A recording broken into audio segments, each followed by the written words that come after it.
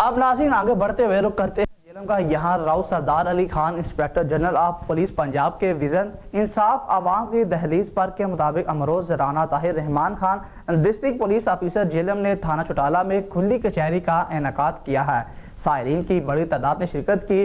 DPO Jhelum साइलिन के मसाइल सुने और मौका पर हल करने के अहकामात भी जारी किए। मजीद बात कर लेते हैं अपने नुमाइंदे सैयद उमर अब्बास से। जी उमर, बताइएगा।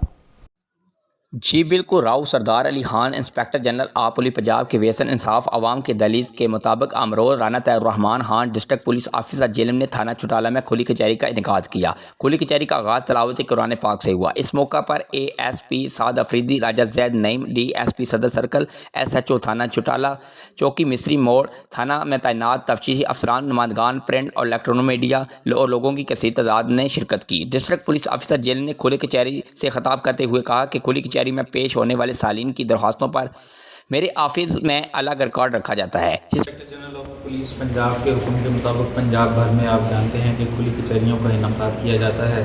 वो डिस्ट्रिक्ट हेड ऑफ पुलिस से लेकर नीचे SHO तक SDPO सारे अपनी खुली कचहरियाँ मुख्तस दिनों पर करते हैं।